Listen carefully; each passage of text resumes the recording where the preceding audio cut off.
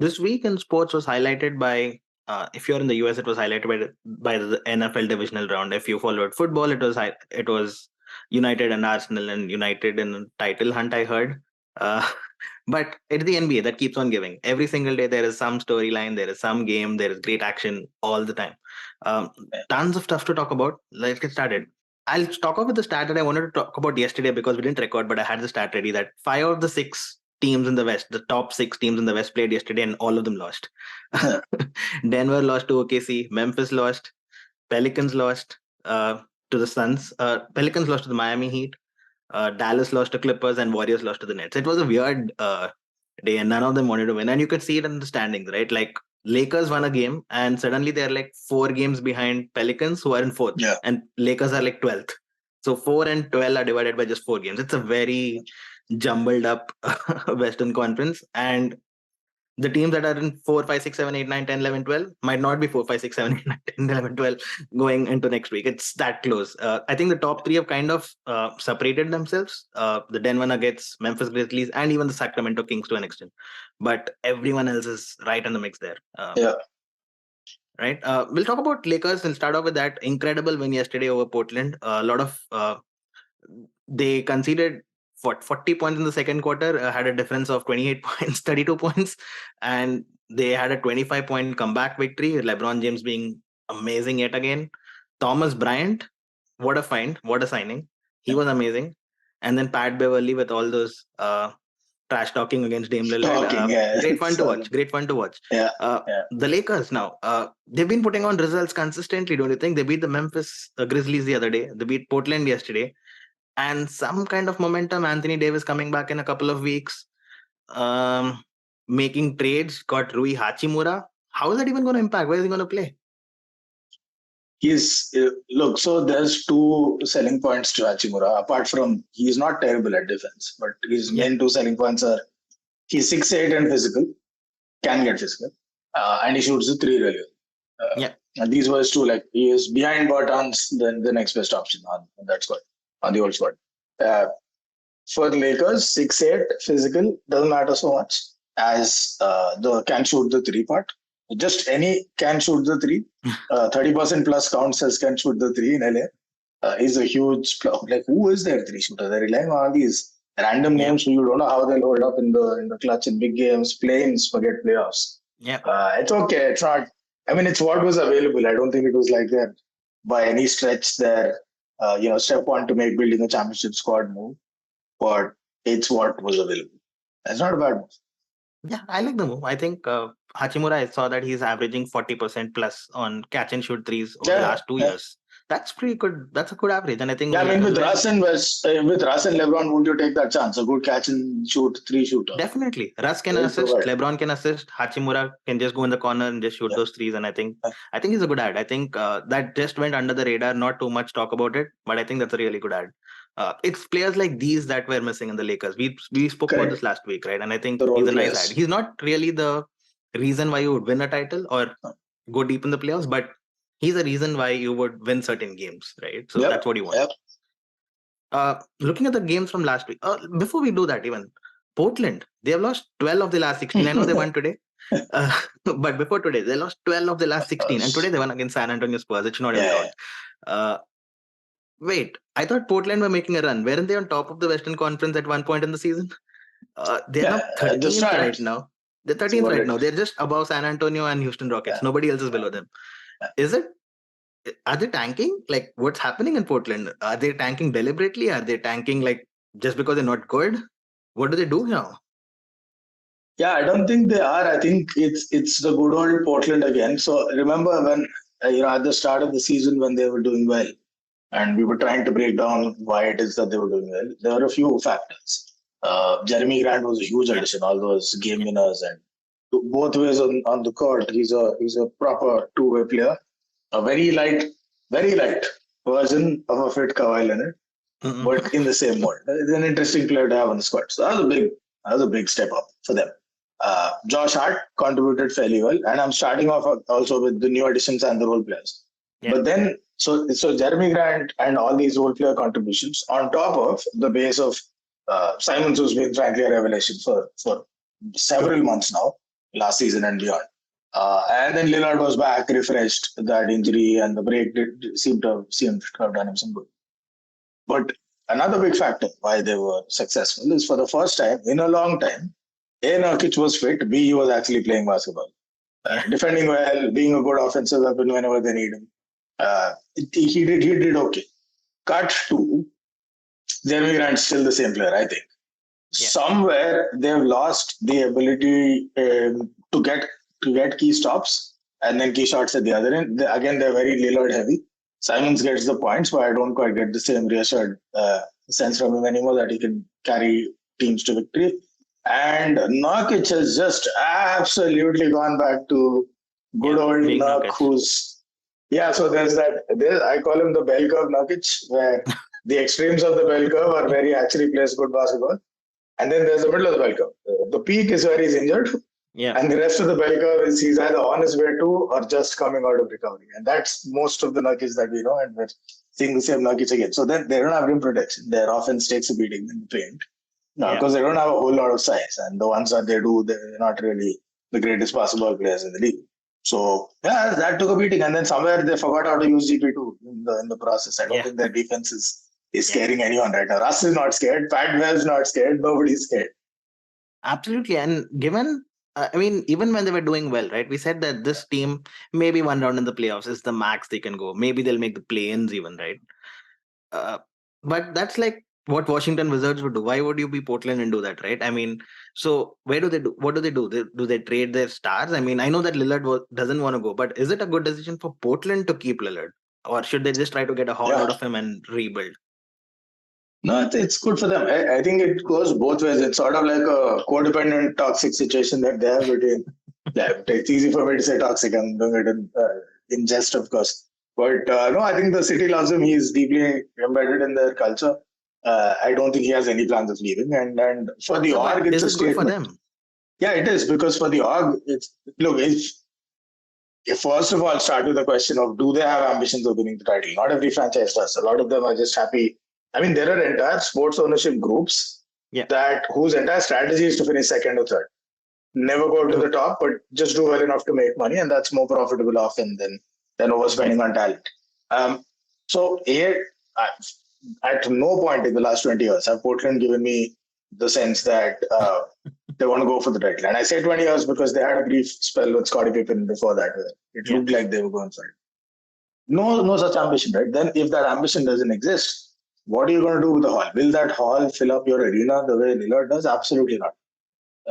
Is anyone you get going to be as box office as Lillard? Unless there's a move to be made for Kyrie or someone like that. Even then, why would you leave the leadership and stability of Dame Lillard for whatever product it is you want to put on the floor for some new unknown entity? Unless you really want to go for a chip A and you think you can get enough to go for the chip B. I don't think either of those answers are a yes. So it absolutely makes sense for Portland to hang on. As for Lillard, we should be sick of discussing this, honestly. Yes, it makes sense for him to go somewhere in the chip, but I don't mind him not going. Chip. Yeah, I live with it. It's like Harry Kane, Bradley Beal. It's okay. Some people don't want to conquer the world. Okay with that. I'm okay with that.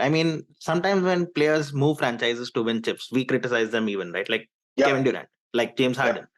So why should we criticize the other end of the spectrum also? So except okay James Harden's yes to win shit. Like he's just done the moving part. He's not won anything yet. Not even MVP. True, but he's trying. He's proactively trying. Yeah. The other game yesterday, Kyrie Irving, you mentioned him briefly. Cooked the Warriors. Absolutely cooked the Warriors. And we had, when Kevin Durant got injured, we were like, can Kyrie keep his mouth shut and can he carry this team? Can he carry this team? Can he carry this team? But can he keep his mouth shut? So far, he's done that. And he's been absolutely brilliant in the last 5 games. And the Nets have kind of put together some decent run. They don't need to be amazing without KD, right? They just need to hold fort, get like 500, kind of be a 500 team and then hold your position, be top 3, top 4, whatever, till KD comes back. And then when KD is back, that team is awesome because they were probably the best in the East at one point in time before he got injured, right? But the other end now, Warriors. Over the last week, they've had close losses. They lost to Boston. They lost to Nets. A couple of weeks back, they lost to the Hornets. They lost to Pistons, all close games. And this is very uncharacteristic of the Warriors, right? I mean, Yeah. yeah, if it was a blowout loss, I'd be like, yeah, one bad day, whatever, shooting night didn't happen, Clay went 0 of 10 or whatever. It happens. But losing such close games worries me as a fan.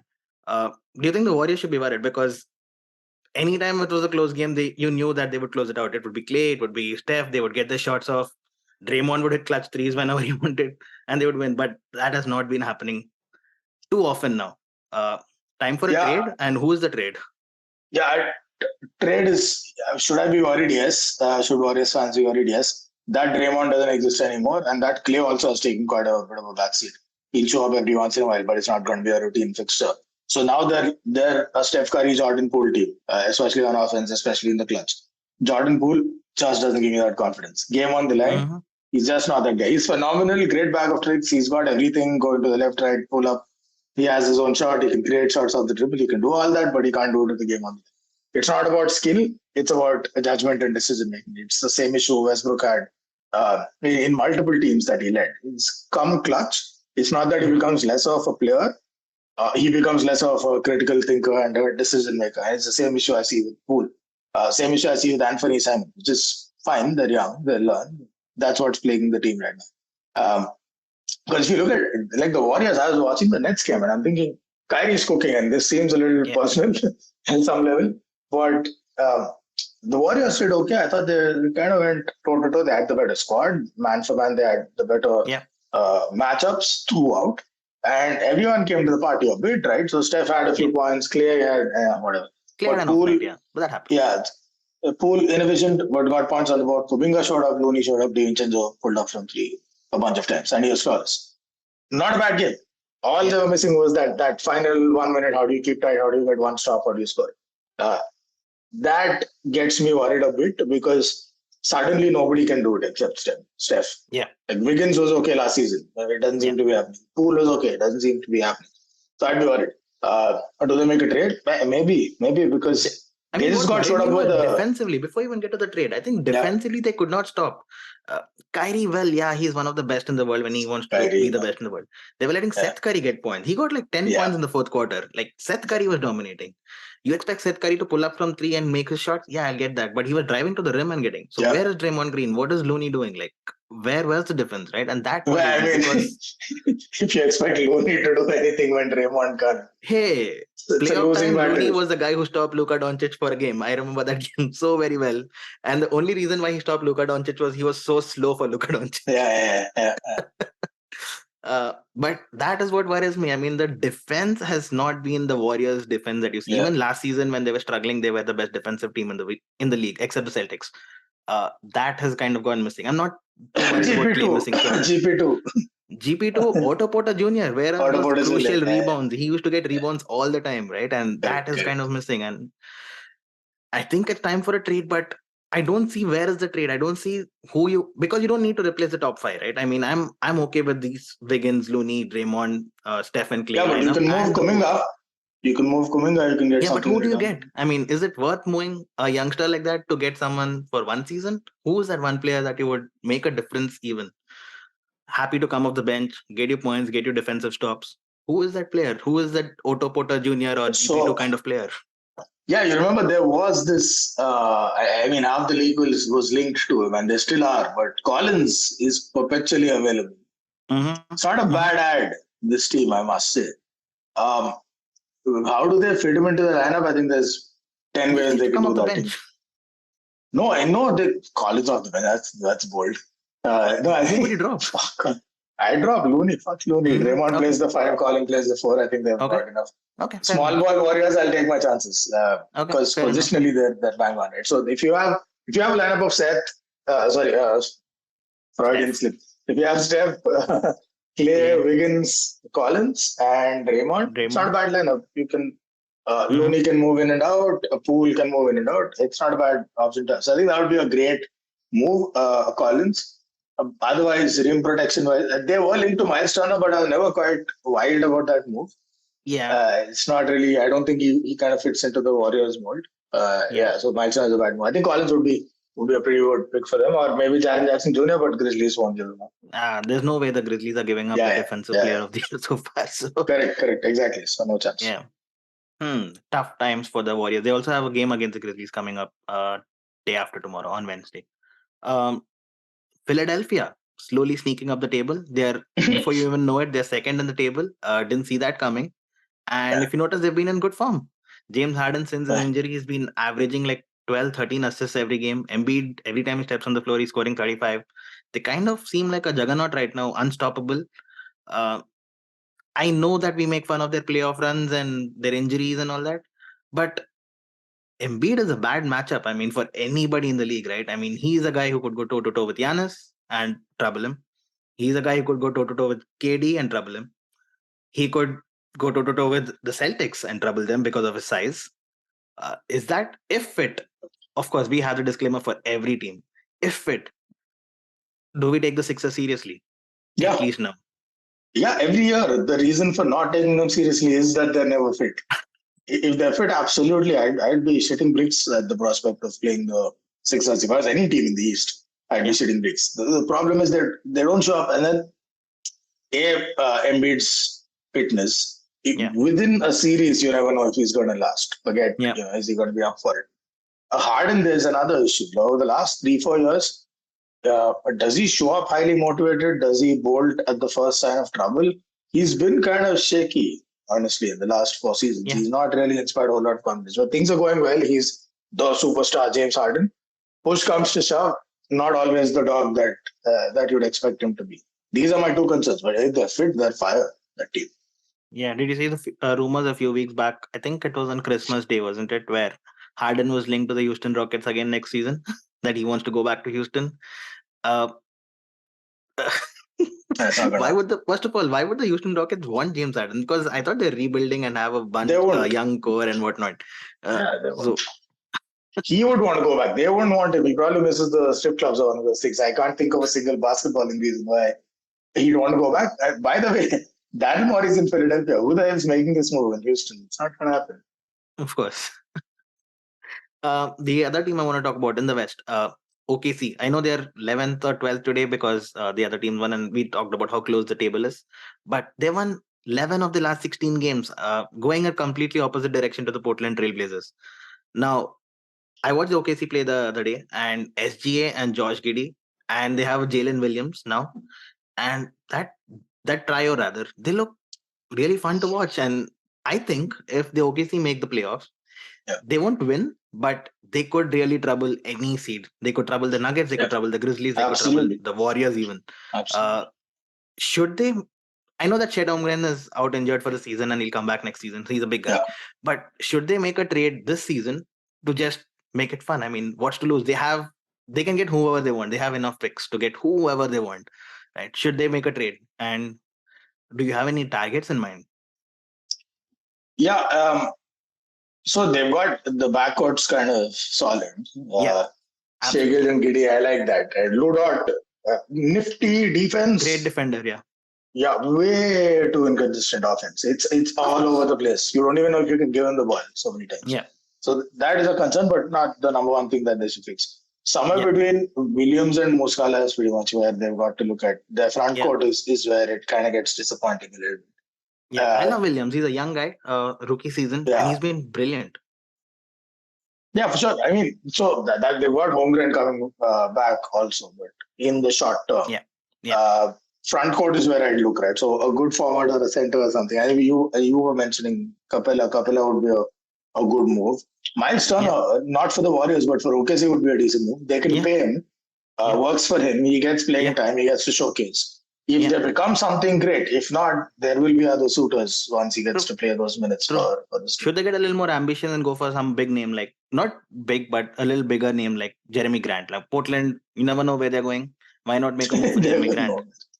They can go Grant. So the thing is, they need a 4 and a 5. I think in both places, they can upgrade. Yes, they have young players. It's exciting, but if they want to go for it, they can upgrade the 4 and the 5.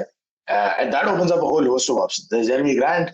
If Phoenix decides to, sure. I mean, if Phoenix decides it's all going south, fuck it, let's rip it up. Aiden's available. Aiden's never happy in Phoenix. They're not paying him shit. Yeah, and these guys young too, right? They could think of him as a long-term add even. Yeah.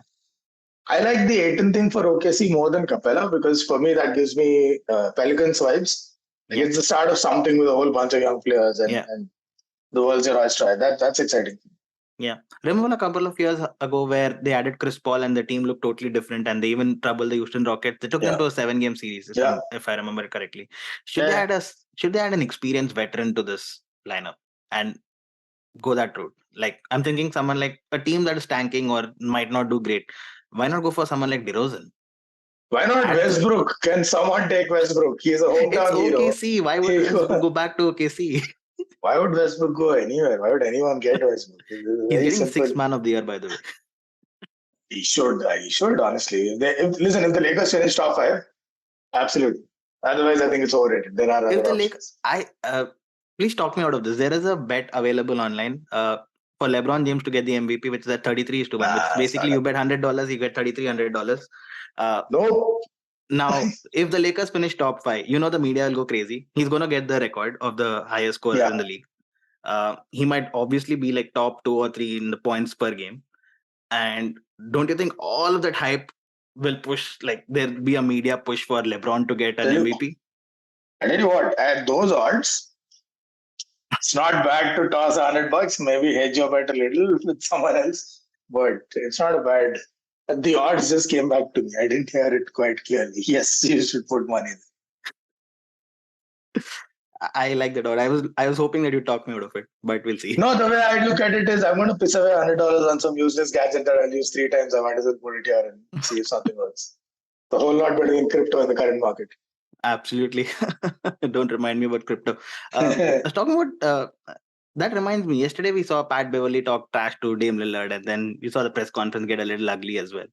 And then I was thinking about which I haven't watched that. Why am I doing this? And I'm wearing a watch today. Which team is the most hated team in the league right now? Is it? I mean, if you wanted to pick players, it's easy, right? You would either pick Dylan Brooks or you put back Beverly or whatever. But as a team, okay, would it be Memphis because all the trash talking they do and it's kind of annoying right now? I mean, the Warriors were against them in the playoffs. That's the problem. The Warriors were against them in the playoff series last season, and it was annoying. Like they won 2 games, and that's about it. And they talked as if they won the league, right? It was their first 2 games win. I mean, 2 games won in a playoff series in I don't know how many years. And you saw that the other day as well, talking trash to Shannon Sharp, and that got ugly and whatnot. Is it Memphis? Is it the Phoenix Suns? Because whichever team Chris Paul plays in kind of gets a bad rep just because of his whining and complaining and they never win and whatnot, and you love to see the Suns lose. Or is it the Clippers because the players don't exist? They don't play at all. Or is it Sixers just because Embiid and Harden are very annoying to watch and it's one of the most boring teams to watch just because they get so many free throws all the time? Which team would you call the most disliked team in the league? Yeah, I think annoying is what we're going for here because dislike would be a very easy pick actually. By the way, the Clippers are irrelevant. They don't count in most of these discussions. Nobody gives a fuck about the Clippers. Till they win 1 ring or at least go to the finals, nobody cares about the Clippers. So they're irrelevant. They're fighting for a seat at the table, not fighting to see if they're getting not at the table. They're just not there. Most hated team, actually, it's very easy. It's the Lakers, usually, which is why I said maybe let's answer the most annoying team. Because most hated franchise, Lakers in general, because of modern success. Spare a few years where the Warriors and Miami were dominant, but that's not the same level anymore. So it's back to Lakers. Plus, LeBron hate, Westbrook's not making any new friends. Pat Bev, you add Pat Bev to the mix. So Lakers are an easy pick. Most annoying team for me personally, hands down, the Grizzlies. They talk too much.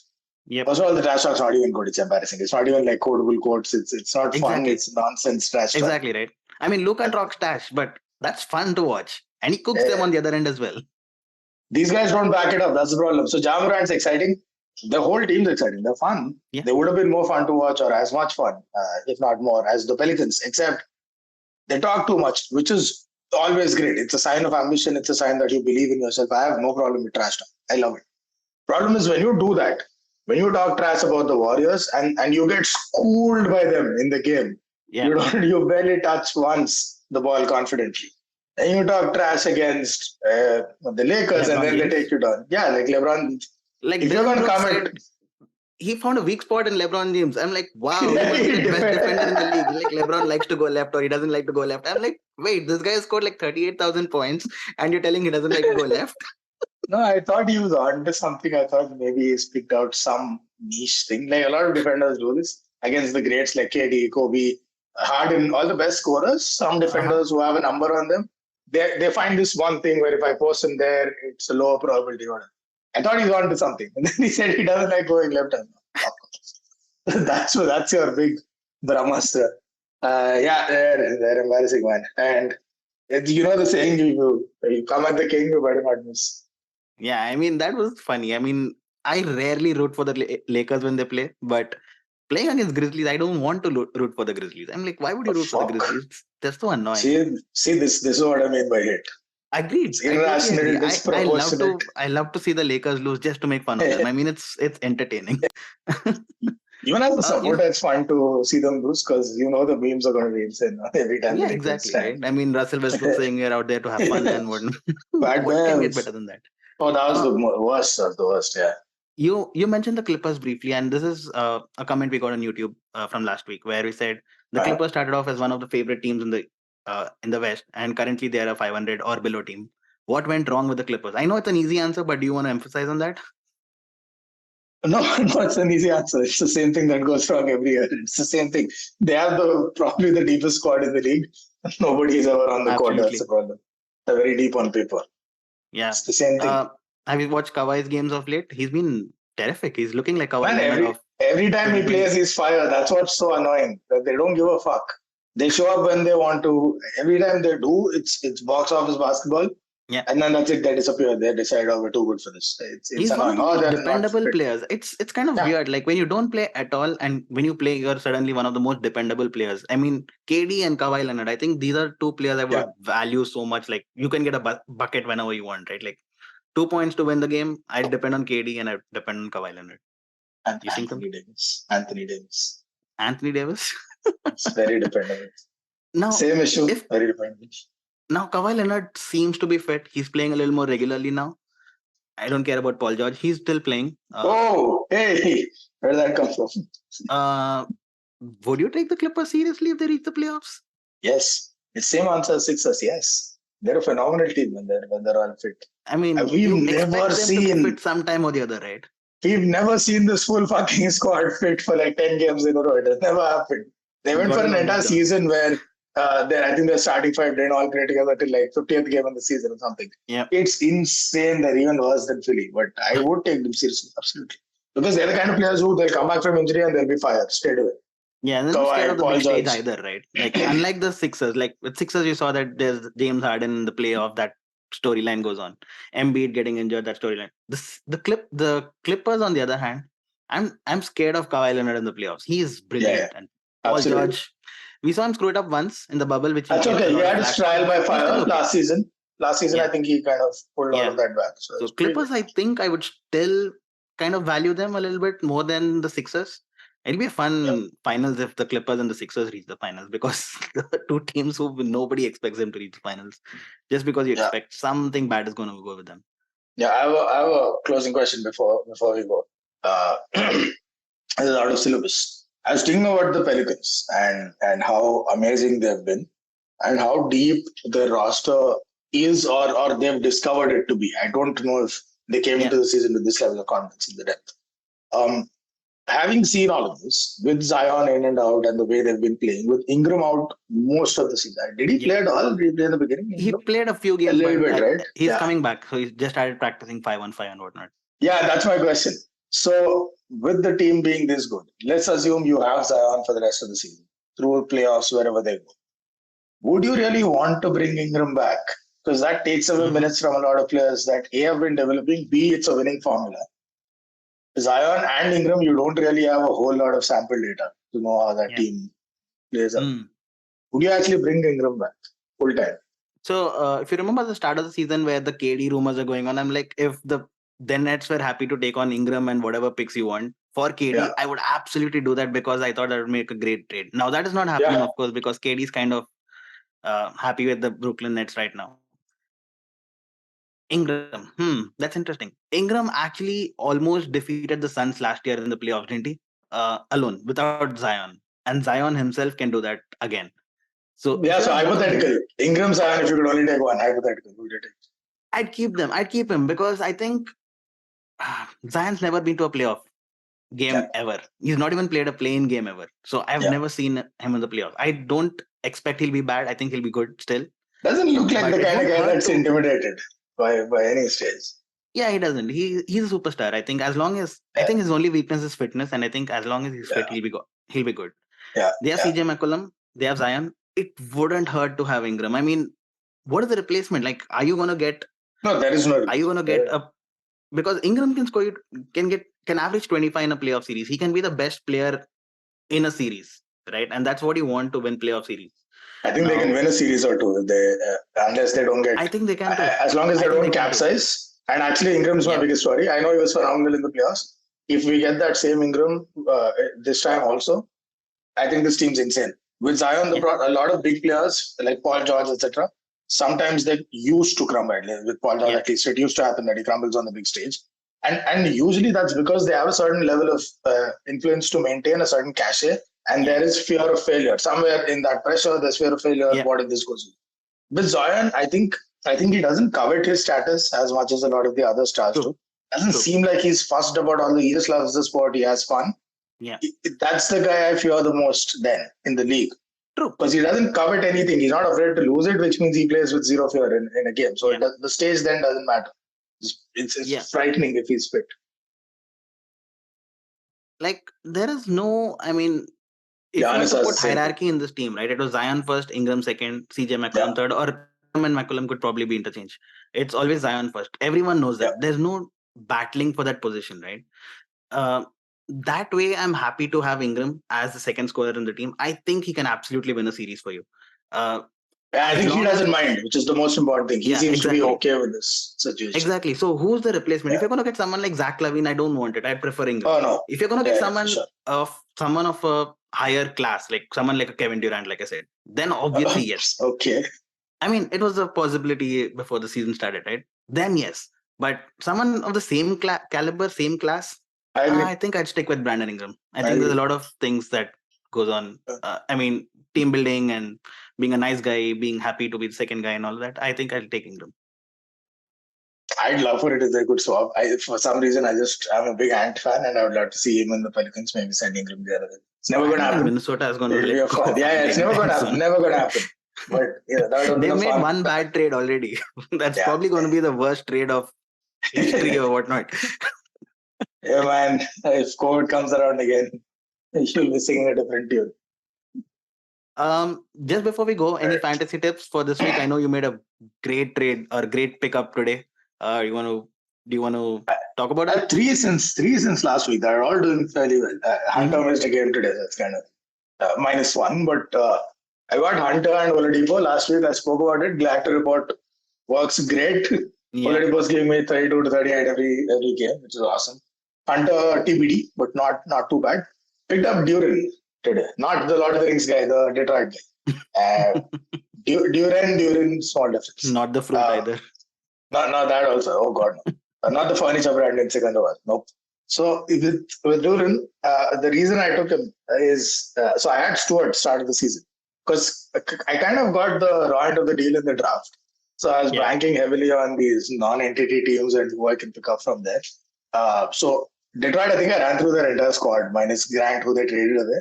I had what's Killian the guy? Hayes. Cunningham. I had Kate Cunningham. I had the other backward guy. I Killian don't Hayes. remember the name. Hayes, yeah. So I had Hayes, then I had Stewart for a while. I had Stewart, and I thought he'd be fire, but he wasn't.